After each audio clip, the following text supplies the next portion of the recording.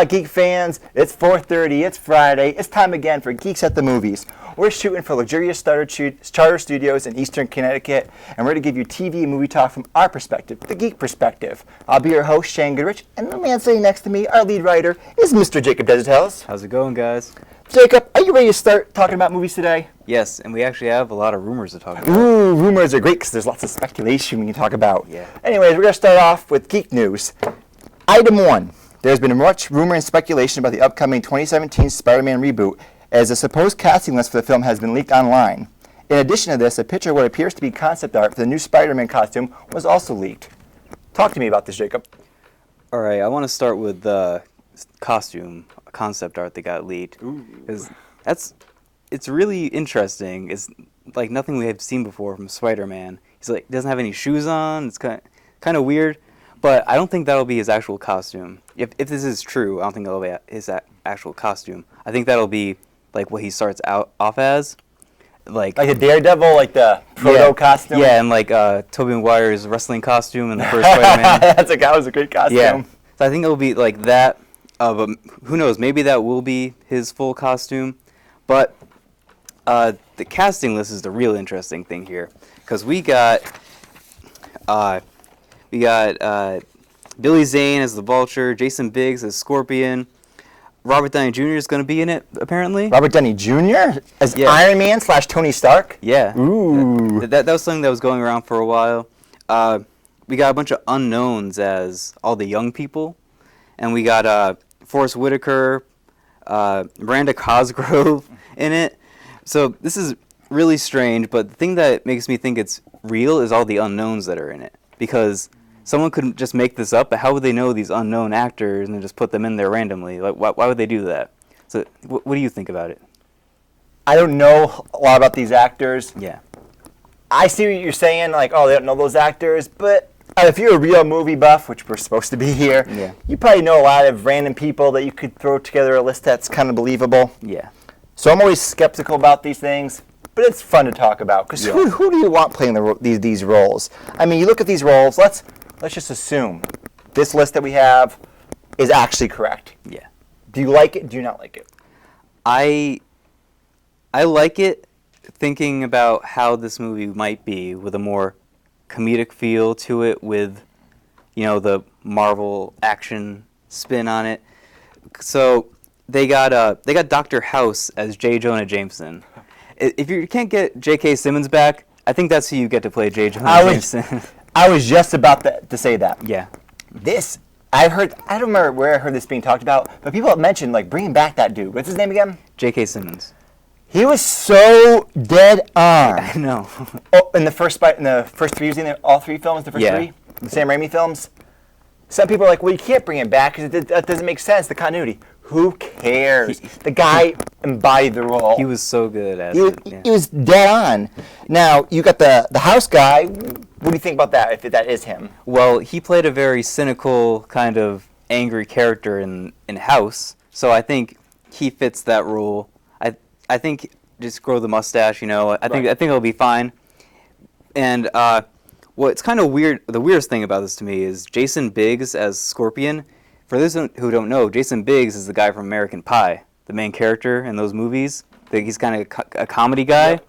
I mean, Scorpion, he's kind of a little bit of a campy character, but I think that could work. A lot of the characters in the Spider-Man universe are a little campy. Yeah, even Vulture, he's an old guy who just flies around in a Vulture costume. It sounds so ridiculous. I know, but you're out of context. They didn't get an old guy to play him. They got Billy Zane, who I don't think I've ever seen anything with him in it. But I think this is a good list. I don't know if it's real or not, but I wouldn't be mad if it was a real list. Robert Downey Jr. Yeah. He costs a lot of money. Yeah, he does. If they have him in the movie, they're not going to have him say, "Hey, what's up, Iron Man," and walk away. Yeah. This makes me skeptical about the whole list, that one inclusion. Is he going to be in there? Is Sony going to pony up the money for Robert Downey Jr.? I'm not sure. But what if they just like came to him and be like, "Hey, we want you to be in a end credit scene," something like that.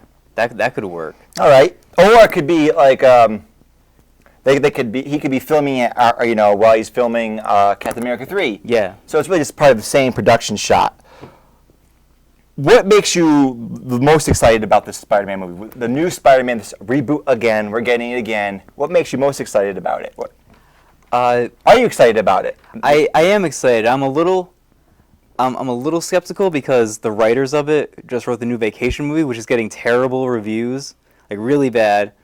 And they've done some other comedies which are like they were hit and miss a lot. So, but I don't think they're going to be the final say in what happens in the movie. I think it's going to be a lot of the director and the talent involved. And they have talent in this movie. So I'm a little bit skeptical, but I am excited, especially that we're going to get Spider-Man first in Civil War. I mean, they're a well-oiled machine, the MCU, and this is Sony, but they're going to bring that well-oiled machine to Sony and say, look, we have these processes in place. We know how to build on a concept. So we got these guys. Don't worry, because we got a bunch of other writers who are not going to get any credit. They're actually going to fix the script. Yeah. I mean, it's amazing the teams they have to polish everything. Everything's highly polished. Yeah, every single script that is in the MCU, they have other writers working on it after it gets turned in. Anything else? Anything that makes you skeptical about this? Or just skeptical about the movie, what we know about it in general? Well, this doesn't make me skeptical, but this is one thing I forgot to mention. Ned Leeds, he's a character in the comics who becomes Carnage. Or no, not Carnage. Sorry, Hobgoblin. Oh, the Jacob, my beating, fluttering heart. That's the character. Only character I ever cared about was Carnage and Venom. Well, we didn't get to see Venom in the Amazing Spider-Man movie, so I'm sure we'll see him in this. Please give me Venom and then give me Carnage. Yeah. They finally set up in the same Raimi 3 Spider-Man, and I know it wasn't that good, but I didn't care because I wanted to see Carnage. Yeah, but this tells that we're going to have a Hobgoblin in this movie. I think. Well, so lore. Okay. Give me the background here. What's Hobgoblin? I thought they already have that. Isn't that Green Goblin? Yeah. Well, okay. So there's Green Goblin, who was originally what's the dad's name? Norman Osborn. Norman Osborn, and then I think in the comics, and I think like we saw in the movie, his son becomes Hobgoblin, Harry, but then in the comics originally, I think it was this other guy, Ned Leeds, and he became the Hobgoblin. Like he stole the Osborn formula or something and turned himself into this weird mutated guy. Wait. So, but they're similar characters. Yeah. Yeah, so powers and abilities? Yeah, like they're basically just the same thing, except Green Goblin's a little bit more crazy. Oh, all right. Yeah. Fair enough. All right, we're up to item 2 on our list. Last week, concern was raised as reports had surfaced that claimed that Channing Tatum was planning on leaving the upcoming X-Men spin-off film Gambit that he was set to star in. Now, we have reports that Tatum is in final negotiations, and I believe it's now come out that it's a done deal. He's in the movie. Yeah, he's in the movie now, and I never really thought that these reports were true at all because he was at Comic-Con saying, "Hey, I'm Gambit." Right. I mean, he was really going out there to say, "Look, I'm involved in this project." Yeah. I think they just wanted to stir up some news. Let's talk about it. There's been some hurdles. There's always hurdles. Yeah. Those contracts are ridiculous. They got all their lawyers looking over. Oh, this right here is. You gotta get the I's dotted, and you gotta get everything in place before you make one of these big movies. Yeah. And he probably has some multi-deal contract because they never sign people on for just one movie anymore. Yeah. It's like at least 6. Yeah. I mean, that doesn't mean they're gonna use them all 6 times, but it means you gotta come back. Yeah. What do you think about the Gambit spin-off film in general? This is a concept. Before we get into the details, does it make sense? Is Gambit even that popular of a character? In the nerdverse, the geekverse, yes, he's a popular character, but I don't think anyone outside of the average movie-going audience doesn't know who Gambit is, I don't think. He was in that one horrible X-Men movie, X-Men Origins, with Taylor Kitsch played him. I actually would have liked to see Taylor Kitsch back as Gambit because we didn't really get to see that much of him. I thought what we did get to see was actually pretty good. It was fine, but the movie was so bad, it's hard to separate. Yeah, and they want to separate themselves as much from that movie as possible, so they're going to get Channing Tatum to do it. So I think that I'm excited for it. And another weird thing that's about this movie is it has a budget of $150 million for an X-Men spin-off movie of a character that barely anyone has heard of. Has that big of a budget. Wow. Yeah. Like, I remember Waterworld had the biggest budget of all time, and that was like $20 million below this. So that's crazy that they have that much money going into this movie, but it tells me that they have big plans for it. But if you look at the cost of like the MCU films, Yeah. it's amazing how much they cost to make. Yeah. I mean, you look like a Thor 2 or something, it's like $200 million, some crazy amount of money. These movies, they're expensive. They cost a lot to make it properly. Do you know what Ant-Man's budget was? I'm not sure, but I think it was around the same price as all the other ones were, just maybe a little bit lower. So then you're looking at 120, 150 million. Yeah.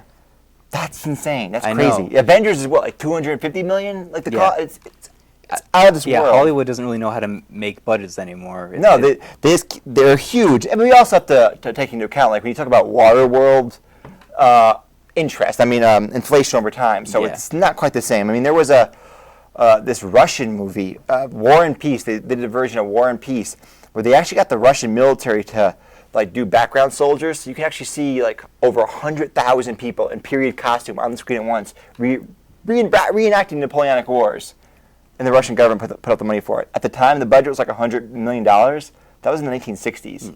That's like, it's over $1 billion now. I mean, Yeah. So movies cost a lot of money to make. There's a lot of people, a lot of talented people. I'm not particularly excited for Gambit. There's the character. I never found him interesting. Like when I was Yeah. watching the X-Men cartoon as a kid, I was like, yeah, whatever. Who cares Just about like Gambit? chuck some cards around. Chuck some cards around. He's got the funny accent. I am excited though about the X-Men verse growing. Yeah. Because it got hit hard by a couple movies. Like the Wolverine films, both didn't work too well. The third X-Men films, they did a soft reboot. Now they're trying to grow the cinematic universe again. I'm worried about the X-verse, but I'm excited about it as well. If they can keep the quality going. Who's going to be the director for? I don't think they've announced that They haven't yet. announced it. Okay. But I think they might have because it's set to start shooting pretty soon. Okay. Actually, but I'm not sure. We don't know who the director is. So I'm high. I hope that Channing Tatum does well as Gambit. I hope the Gambit movie's good. We'll have to wait and see. Is there anything you want to say in general though about this growing X-Men verse? Well, I'm most excited for Deadpool overall, and that movie costs like $90 million. So I think they know what they're doing because they saw Deadpool. They're like, okay, we're gonna put this much money into this much money into Apocalypse, this much money into Gambit. Deadpool's also a rated R film. Yeah, so they need to keep in check how much money they're spending, Right. and how much money they're gonna get back. So I'm excited for Gambit. I'm a little cautious because of Channing Tatum. I like him as an actor, but I never really saw him in this role. But I think I really have a lot of faith in Fox because they've shown us time and time again, ever since like First Class, that they know how to make these movies now. I have less faith in Fox, but let's move on. Item number 3. Despite rumors of Chris Pine's involvement in the Green Lantern's Corps movie, the Star Trek star has now been cast in the role of Steve Trevor in the upcoming Wonder Woman movie. Who's Steve Trevor? What? Okay, he's Wonder Woman's like love interest basically, and Human? yeah, he's a regular guy. Yeah. he's with the army. He's like flying his plane. Then he gets like, then he crashes on this island, which is the island that all the Amazonians live on. Do they all have powers, the Amazonians? I'm not sure. I wish I knew more about Wonder Woman and her lore and all that stuff, but I think they're all just really trained fighters. I think that's all they are. And then she puts on this stuff, and it gives her some powers. But I think... Oh, wait. So the various things she's wearing, that's what gives her powers? It gives her... It doesn't give her... I don't think they give her, like, super strength and stuff like that, but I think they allow her to fly, and then they give her, like... And she can, like, deflect herself with her bracelets and stuff like that. So... But does she... Yeah, we're going on a tangent here, but does she have power, like, if she doesn't have her fancy stuff on? See, I don't know that much about Wonder Woman, and I wish I did. Oh, we failed you horribly. I We're know. sorry. I know, but comment in the comment section if you know. Yeah, tell us about Wonder Woman. Yeah. I don't know anything about Wonder Woman. Yeah, I think she does have powers though, without her stuff on. So, Anyways, you're going on a tangent Yeah. here about Wonder Woman's house. Who's this dude? yeah. So yeah, he's Wonder Woman's love interest. He crashes on their island, because their island is like hidden on maps and everything like that. It has like a mystical cloaking device kind of thing. Right. It protects them from the Google overlords. Yeah, basically. So he crashes on this island, and then they're all like, "Oh, it's a man. You're not allowed here," and they like imprison him and stuff like that. It's not very nice. I know, and not nice, Jacob. And then something happens where like Wonder Woman and him team up to take down some person, and then they fall in love. Obviously, of course. Yeah. So I think this movie is actually going to be a prequel to, like, it's going to take place in the past, because that's been some speculation. It's going to be like in the 30s or 40s, something like that. So maybe this guy's going to be like long dead by the time we see her in Batman vs Superman. So, and what I want is Batman and Wonder Woman to be a couple in the movies. I know, because he's also a human being, but they have the Superman Lois Lane thing going on. So, which doesn't really make any sense if you think about it. We won't think about it too much. I know, but Steve Trevor, PG-13. Yeah, Steve Trevor he's an interesting character, but he's also kind of just like the straight edge. I'm gonna just like, I'm gonna be like the Boy Scout kind of guy. Right. Chris Pine fits that well, and now we know he's not gonna be Green Lantern anymore. So I think. Do we know that? We don't know that for sure, but I mean, he's Steve Trevor now, and there's been some speculation. Maybe like, oh, maybe they'll make Steve Trevor Green Lantern. Like, but I think that's a little out there. So that guy that wants to be Green Lantern, I can't remember the actor's name, but he's like, all right, yeah, I'm gonna be Green Lantern. Nice. Yeah. Now you said it's gonna be a prequel. You think the Wonder Woman film? Is that gonna be the case for some of these other films? Or? I think that would be really interesting for a Batman film to see how he got to, like, what happened to make him retire, something like that for a Batman film. And obviously Superman 2 will be a sequel, but maybe Aquaman will be a prequel. Maybe. See, what's interesting about this concept is now you're basically doing the MCU thing. Yeah. Except the films are being released out of order. Yeah. That's basically what you're doing. You're giving the origin story, and they come together. Well, they already came together. Now I'll give you the origin story. It's a little strange, that method, if they're going to go that route. Yeah, I think it's definitely a possibility, but I don't think they'll do it for like all their films. I think for some of their bigger films, it'll be like, it's going to happen in this order. Like, right. Yeah. Now, the Wonder Woman film. Do you want the Wonder Woman film? Like we talked about the Gambit spinoff. It's $150 million. We recently just saw Ant-Man, and I was thinking about this. One of the things I really liked about Ant-Man was the scale. Yeah. Every MCU film, progressively, it seems like the scale is so huge, it's so massive. Every conflict is world-ending. With these standalone films, I don't want world endings. That doesn't make sense, because then why aren't the Avengers involved? Yeah. Why isn't the Justice League involved? Yeah. I'd like a smaller take on it, like with the Ant-Man. Do you think they're going to go that direction? I think they definitely will, especially with Batman, because it's just going to focus on Gotham City. Right. It's going to be a more personal story. And I think that's what they're going to do for most of the films. Maybe for like the next Superman film, it'll be another world catastrophe. I guess a Superman like you has to be, because he's so powerful. Yeah. What's he going to do otherwise? Stop some bank robbers? Well, yeah. They just send him to another planet and be like, that world's going to end. Because he does that a lot in the comics. He goes out and fights aliens, stuff like that. He's so outrageously powerful. I know. So, yeah, I'm really excited for it's actually called the DC Extended Universe now. I'm not sure, I guess they're trying to differentiate themselves from Marvel, but is it called the Extended Universe because does it encompass more than? Well, actually, no, because it's two separate things. They have the TV, they have the cinematic, the extended. So the Extended Universe refers specifically to the movies. It actually might refer to everything, but there's going to be like, it's two separate things still. Okay, so the DC Extended Universe is everything they do. I guess so. Like everything outside of the comics, video games, all that kind of stuff. So. All right. But they're still keeping separate the cinematic universe, which I keep referring to that way. Sorry, DC. Yeah. It's easy. And they have the TV, which might be split, which I really hope is not, but you thinking that might be the CW and everything else. Yeah. Anything else you wanted to say about the Steve Trevor's? Yes. I forgot what we were talking about in the beginning. Yeah, I think Chris Pine's going to do a good job. He doesn't really lead that many a franchise. He leads Star Trek, and that's it. So I think he'll be a good side character for this Wonder Woman. I mean, he's not going to be leading this. I think there's definitely going to be hints that they're a love interest, but it's going to be a Wonder Woman movie. It's going to be her movie. Oh, I do not want like a romantic comedy or something like garbage. Yeah, it's going to be. They're going to learn from the reaction to the Supergirl pilot. Yeah. Lay off I'm the woman. Lay off. I'm the girl. Yeah. Forget about that. Just give us another cool superhero movie. Right. They know the fact that she's a woman. Yeah. Right. I hate that was the one problem with the Supergirl pilot. Over and over again. Oh, you're just a girl. Oh, you can't. Yeah. Enough of the cliches. Yeah. Maybe they'll have Steve Trevor being the one that needs to be rescued. Exactly. Yeah. Reverse the situation. Yeah. All right. Let's move on. Item number 4.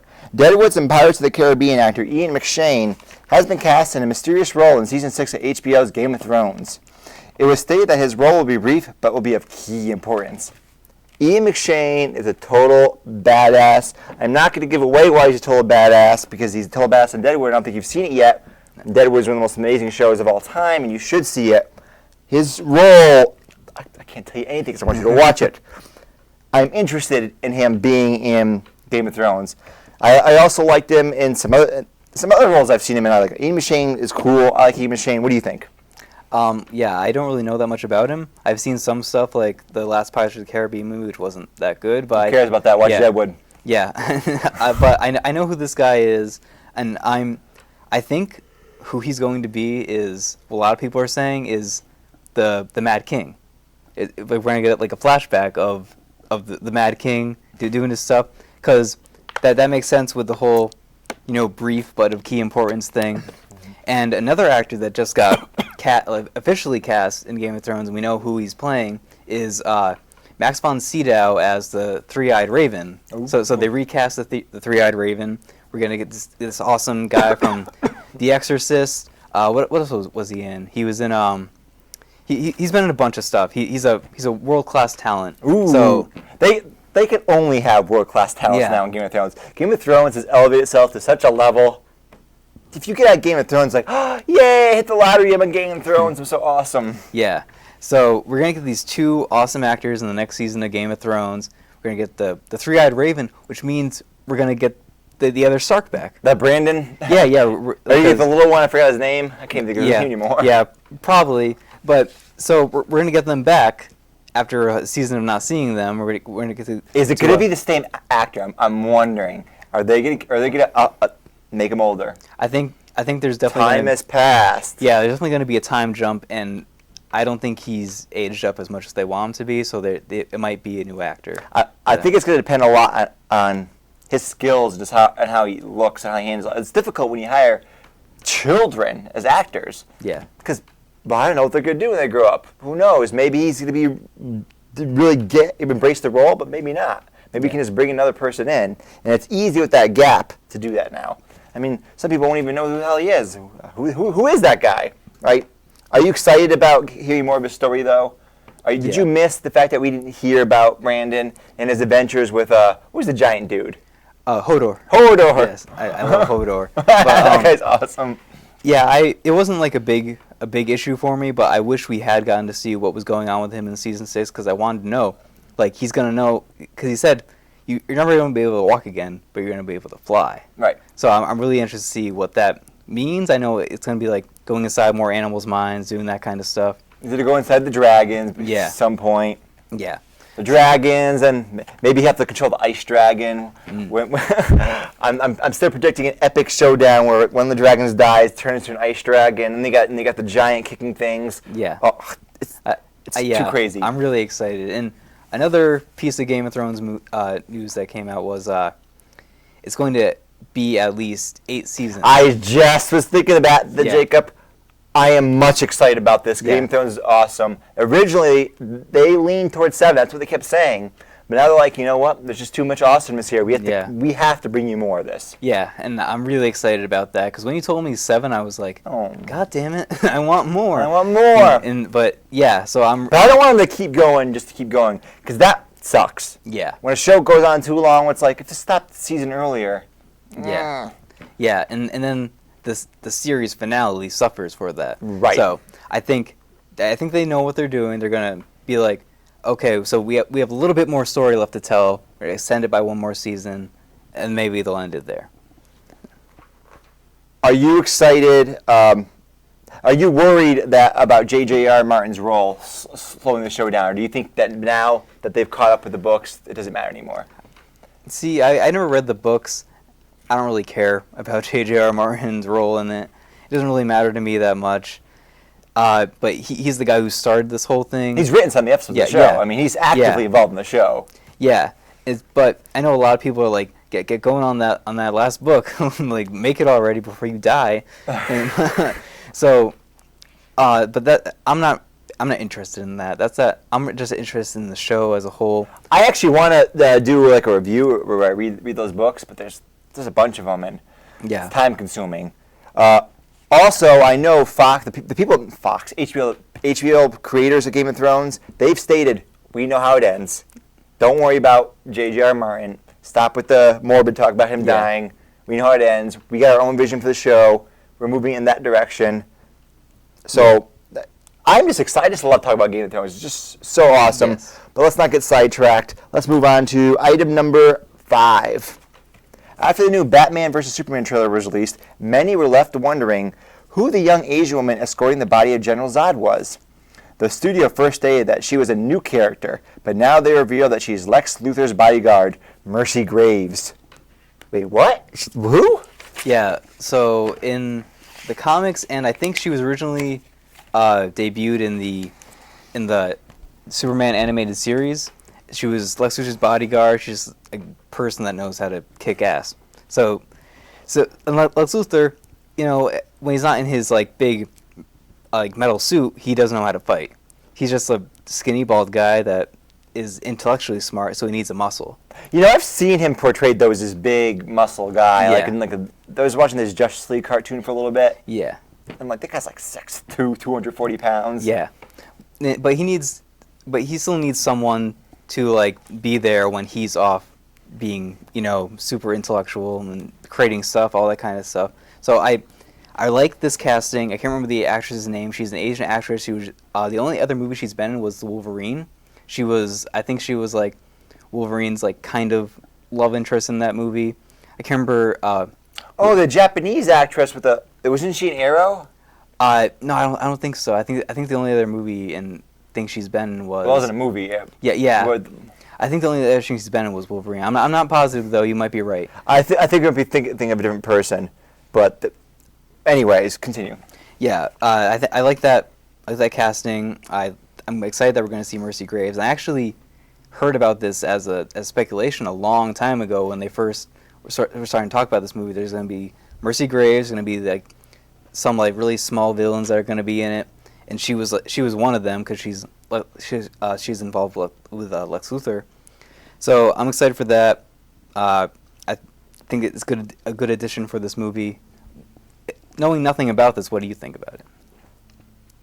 Nothing. I don't really think anything about it because I don't know. I saw her in that little shot with Zod. All right. Yeah. There's an actress. Okay.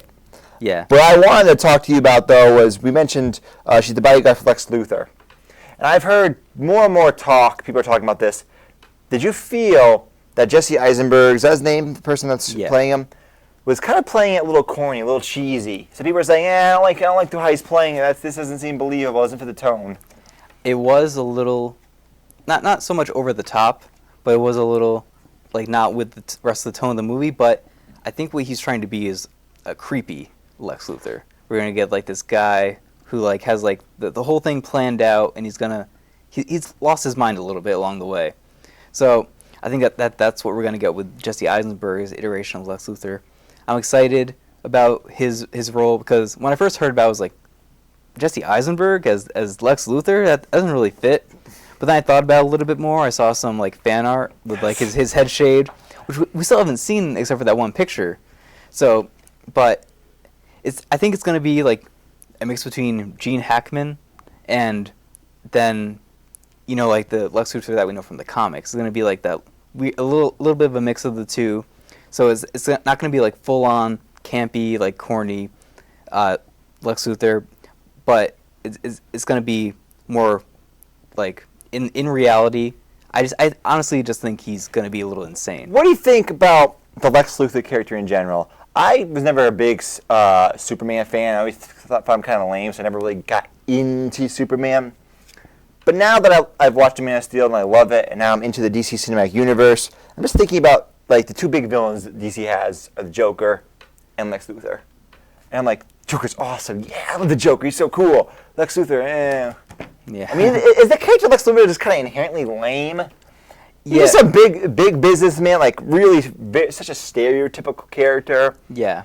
I think he is a little lame, to be completely honest, but in the comics... Especially to be Superman's foe.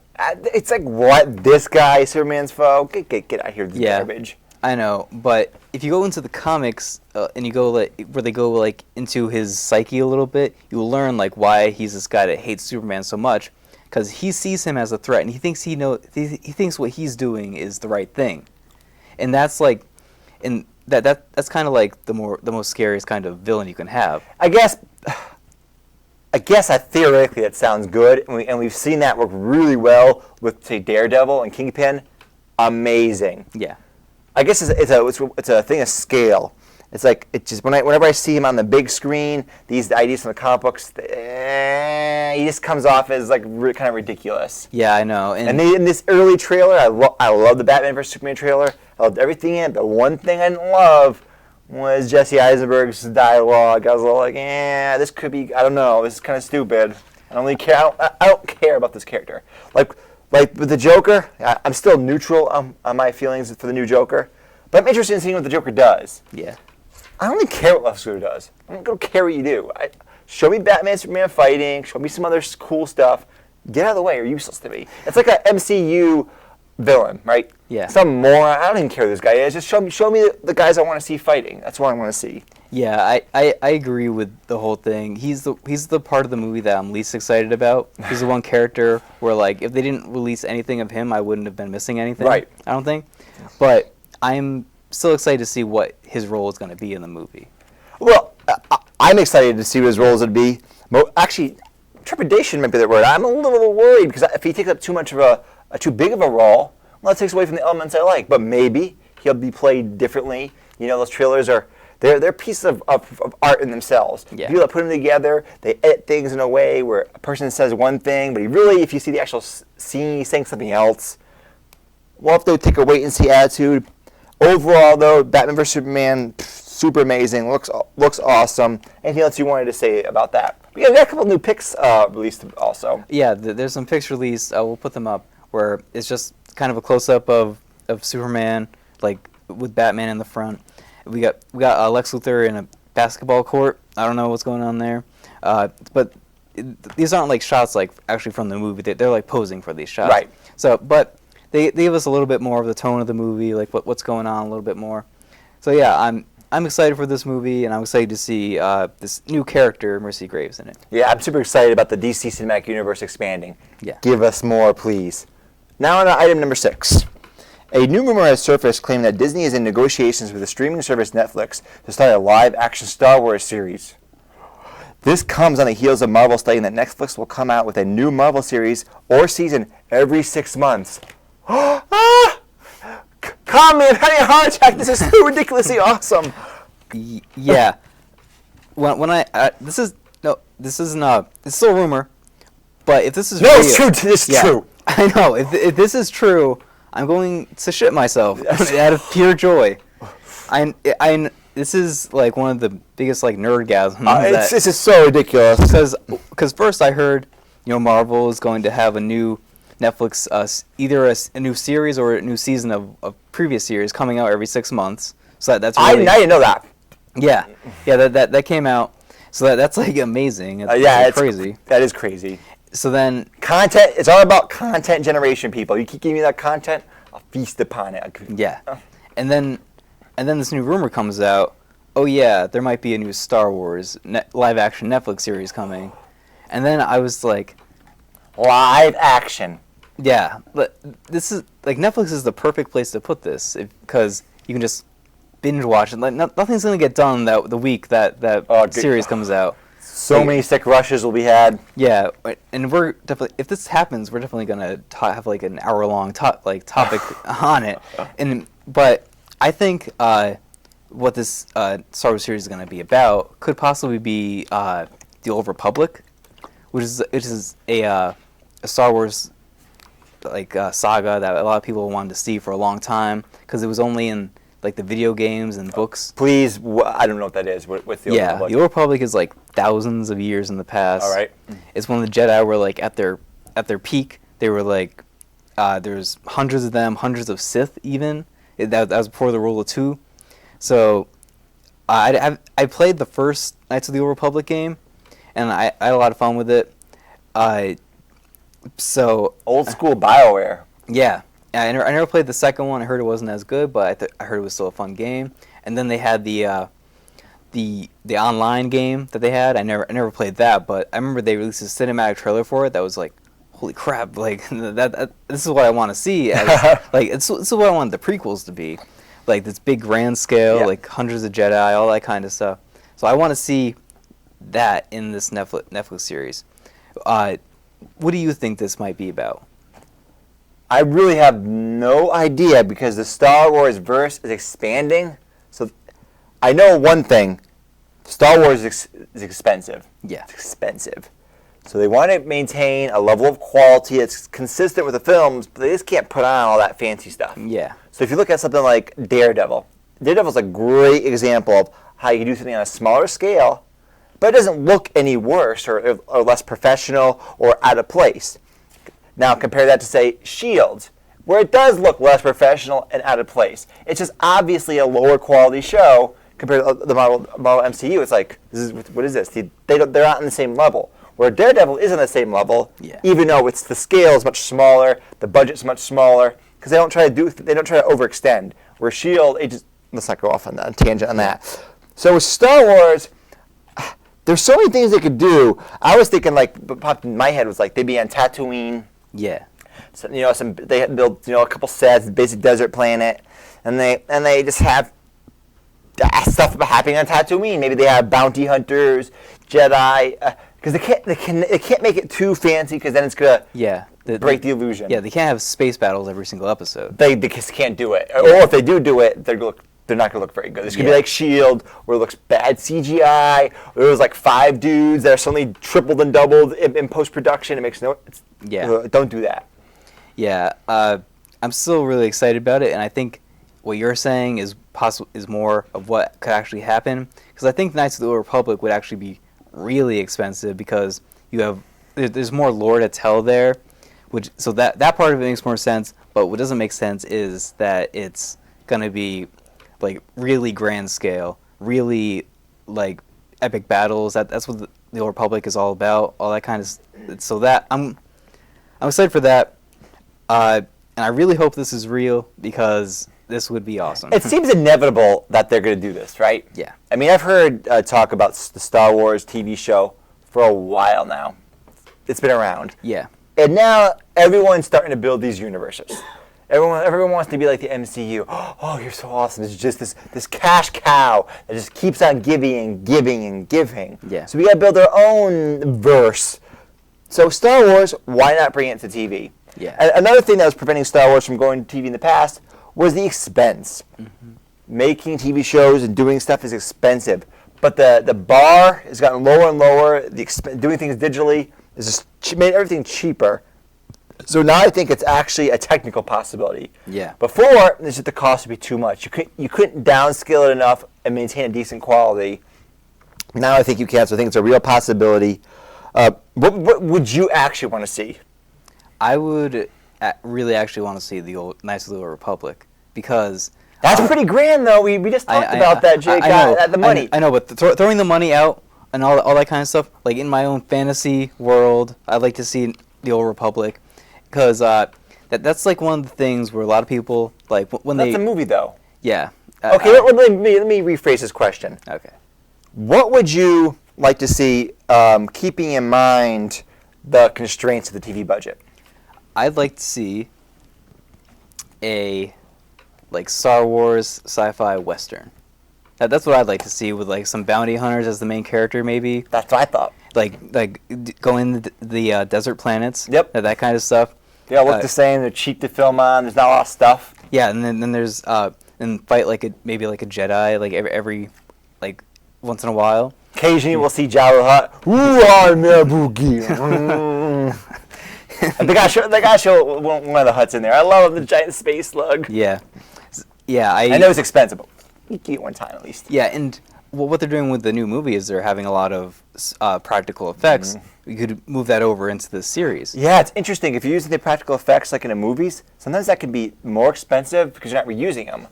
But right, if they make the Jabba the Hutt, the real, I'm not saying it'd be Jabba the Hutt, but they make a particular character. It's like, well, we keep using them. We don't have to keep... But anyways, so we're going on and on because we're geeks. We like talking about Star Wars. Anything else you wanted to say about the TV show? I honestly think that in reality, this will probably be more tied in with the movies and everything like that, so it won't be the Old Republic. But I'm still holding out hope that it will be one of these two things that we talked about. And Netflix, if this is just a rumor, make it a reality. Yeah, yeah, make it a reality. We have now reached that part of the show we call Geek Talk, where we pick anything from the geek side of movies and TV and share our thoughts with it. This week we're talking about 3D and its involvement in film. But Jacob, you sent me this script for the show. I reached this point and I went, I don't know what I'm going to say about 3D. I think I can only recall seeing one film in a theater in 3D. That was the first Hobbit film. I wasn't impressed. Some of the trailers during that film were in 3D. One did impress me, but I never actually went and saw the movie in 3D, and that was, I think it's the second Star Trek film. They had a trailer for it. I'm like, that looks really cool. Look how the stuff pops out at you. Yeah. But right after I saw that trailer and I got hyped up for 3D, I watched the movie, The Hobbit, and I went, all right, why'd I wear these glasses? Yeah. I wanted to put this in here because I wanted to talk about more of the technical side of movies, like we did with we talked about CGI. So yeah, I want to talk about 3D because I don't care about it. That is the best step ever, Jacob. Yep. I want to talk about 3D because I don't care about it. Exactly. 3D, but it's something that's really interesting to me because 3D. Do you remember the time in like mid to late 2000s when 3D was like this big thing again? Oh yeah. Like with Avatar like made it like this huge thing again, like this technical achievement, and everyone was like, "Oh my God, 3D! We got to go see it." And then like a few years later, no one goes to see 3D movies anymore. Like it's something that's they still see them. Yeah. Because they must because they keep making them in 3D. Yeah. It's also become cheaper the process. A lot of times it's post-production 3D, which I don't know too much about the technical difference, but it doesn't look as good. Yeah. So I remember I was doing like this report in high school about like the technical involvements in movies. It's like 3D started back in like way back in the 50s. Right. And like that was a big thing, but it was just a fad. Right, it was just a fad. And then it came back and it was just a fad for a little bit, but it's still stuck around. It's really strange how it's still stuck around, but you never hear about it, and no one markets it anymore with their movies. No one says like in 3D you're gonna see this movie. Not too often. Yeah, so it's really strange. And I remember the last movie I saw in 3D was only because we had to, and it was Avengers: Age of Ultron. Remember we saw it in 3D? I didn't see it in 3D. Okay, maybe it was the second time I saw it, because I saw the movie multiple times. Yes. It was awesome. But we had to go see it in 3D because the regular showing was sold out. And then I'm sitting there like being like, okay, whatever. And then I saw the Star Wars Force Awakens trailer. It was in 3D, and I was like, I'm in. And that got me hyped up. And then I was watching the movie, and I had already seen it in standard regular showing. It didn't really add anything. I wasn't like disappointed by it, but it didn't add anything to my movie-going experience. And I think that's what a lot of people have realized over the years of seeing 3D movies. It doesn't really add anything, but there are people that are interested in it. They think that, like, the people that only go see like movies like every once in a while, they're like, hey, let's go see this in IMAX 3D. Because IMAX 3D, that's where I saw Hobbit, IMAX 3D, and like we've seen movies together for geeks, And I have to say, the locations we go to suck. Yeah. Because I'm used to making it a trip. In our area, we go to this place in our area where they got IMAX 3D, huge screen, ridiculous sound system. And the place that we've been watching, like our recent reviews for like Ant-Man, Age of Adventures of Ultron, some others, Jurassic Park, they just don't meet up that standard. Yeah. And to me, if I'm going to bother to waste money, I don't have a lot of money, I want that to be the best experience possible. I want that big screen, I want the big sound system. The 3D, it doesn't usually add anything. The one time I saw a 3D movie, it didn't add anything. But that trailer for Man of Steel made me go, it could add something. Yeah. Right? People bash this right away, like, oh, she's a fad, it's stupid. No, it's another artistic tool. Yeah. You can choose to use it or not. And it's not about the tool itself. It's not about the instrument. It's about how you use it. Yeah. So a lot of people, they just throw it on in post-production. It's half-assed and it sucks. Yeah. Don't do that, please. Don't bother. Don't waste $10 million, whatever the hell it costs. Don't do that. Yeah. I remember one of the first 3D movies I saw was that horrible Clash of the Titans reboot movie. And I went to go see that. I was like, I'm so ready for this 3D. They used like 3 shots with 3D. Oh, that's how The Hobbit was. I was like, I just wasted this money. Well, back then it was my parents' money. I just wasted my parents' money to go see this movie. And I'm just gonna throw out these glasses right after I leave. So like, that's why I'm so like disappointed whenever I see That 3D. is a point where it takes away from the experience. Yeah. Because I don't want to wear the glasses. Wearing the glasses is now a -1. Yeah. I don't wear glasses normally. People say it makes it a little darker, harder to see. So by wearing the glasses, there's a burden put upon you. There's a cost. Yeah. So you got to overcome that cost. I'm waiting for that movie. Are we going to see Star Wars in 3D? You say the trailer is awesome. I think they're definitely gonna make Star Wars in 3D. Right, but are we going to see it? Are the Geeks team going to see it? I'm such a big Star Wars nerd. I'm gonna be there opening day. We're gonna see it in IMAX. We're gonna go to that place where they have IMAX. We're gonna see it. I'm gonna be waiting in line. I don't care how long I have to wait because I've been waiting for this movie. It's gonna be in December. So we're gonna be waiting in the cold. No! But it's gonna happen. So We do it for you, Geek fans. Yeah. So get ready for that. Get ready for that. Anything else you wanted to say about 3D? Just that I don't care, but for those filmmakers that like to use it, make it like an artistic form, like Shane was saying. Yeah, more power to you. It's now time for that segment we like to call Old School. This is where we pick a movie that's at least 10 years old and we share with you our thoughts on it. This week we're talking about Aliens at an S. Aliens is the sequel to the sci-fi horror classic Alien, which we had talked about before on the show. This film stars Sigourney Weaver and was directed again by James Cameron. Did he direct the original? That was Ridley Scott. Ridley Scott, okay. So we got James Cameron. He's the big budget dude. He's the Terminator 2, the Avatar, the Titanic, the big spectacle. We get a movie that is dramatically different from Alien. Yeah. Aliens and Alien, they are very different movies. Yes. And they're both very good. What did you like about Aliens? I saw Aliens way back before I was a big movie buff, and I think pretty sure I saw it before I saw Alien, and that's something I never do now. I never try to watch sequels before I watch the original. I can't do it anymore. But even back then, I was like, "Holy crap, this movie is awesome!" Like, and then I went back and watched Alien. And I was like, "This is a really awesome like horror film." Yep. Aliens is a full-out action movie. Yeah. And it's great. Like every single shot with like that Cameron did was it just added so much to the movie. That there's that shot with Newt in the like the sewer place, and then the alien just like rises up right behind her. It's fantastic. That shot was so amazing. The effects they pulled off. When did this come out? Like 85 or something? Yeah, it was early in the 80s. Right, so they couldn't rely on CG. I mean, this is practical effects, dudes in suits, puppetry, and it looks great. You don't know what's going to happen. I mean, this herd of aliens is closing in on these group of people out of some space station, some colony or something. Yeah. They're cut off. They're trying to get out of there. But the aliens keep moving past their defenses. Yeah. They set up like gun turrets. They close off walls. And they have shifts. Aliens are relentless. They just keep coming and keep coming and keep coming. Yeah. What was your favorite part about this movie? Well, first of all, this is one of my favorite actually not even just sci-fi movies. This is one of my favorite movies of all time. It's in like my top 10. And my favorite part was just Sigourney Weaver being a full-on badass. Because in the first movie, she was scared. Right. And then, like, at the end, she's like, I'm just going to get rid of this alien.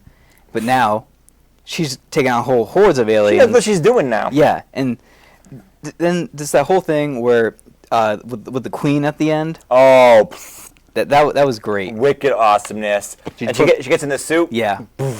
Yeah. And that was so. I was geeking out when I was watching that. Yeah. What did you think about the tonal shift from the first movie to Aliens? Because they're very different. Yeah. I think Some people, you'll really see people strongly attached to one film or another just because they're very different films. Yeah. I think that it was actually more of a natural progression because it still had that same. It still had the same feel. It wasn't like they relied more on horror in the first one, more on action in the second one, but it still had that like really weird sci-fi feel that they. We're lost in space. We're lost in this colony, and there's these aliens. There's these foreign entities that are trying to do us harm. Yeah, and then it picked up. Presumably, like at first, you thought it was right after the first movie, but you see years have passed in between those two, and I liked how the cat survived. Yep, and the cat was with her. I was gonna bring up the cat. I love cats. I got a cat, and the cat was still there. That was the one other person that survived.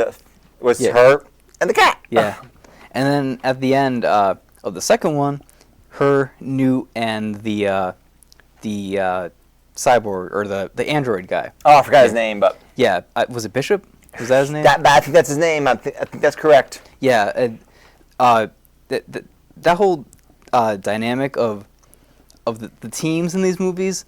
You know, some of them are gonna die, right. But you're still like on the edge of your seat, seeing like which ones are going to survive.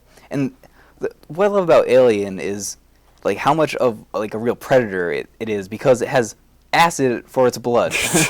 Like you harm it, it's gonna bleed on you, and then you're gonna die anyway.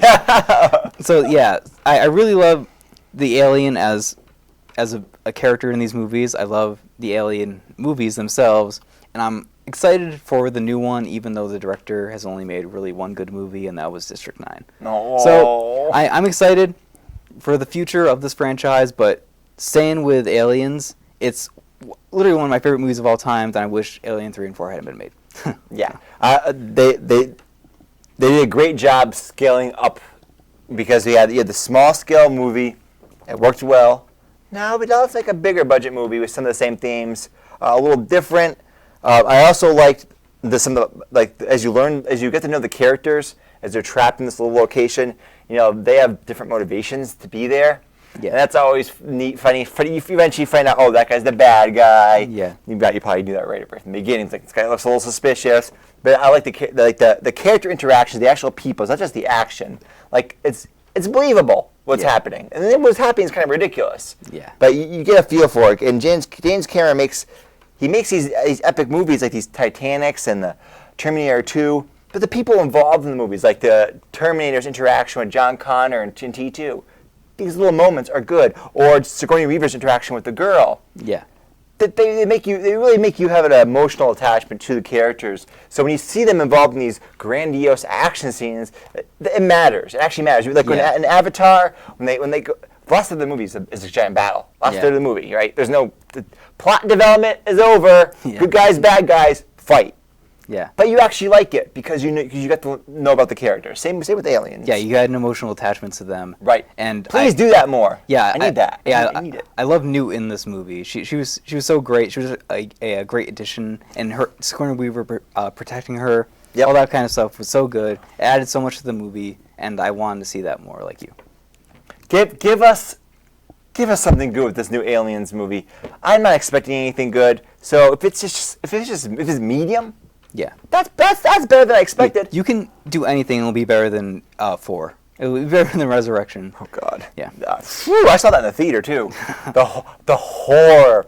Anyways, we're near the end of the show now. What do you want to tell the viewers before we leave? Just like, comment, subscribe. If you like this video, press that thumbs up button, And go down in the comment and give us your feedback because we want to know how to improve us. Right. Yeah. We got this fancy banner right here behind us. It's, wow. It's way more difficult to set up a fancy banner than you might think. It's so tedious.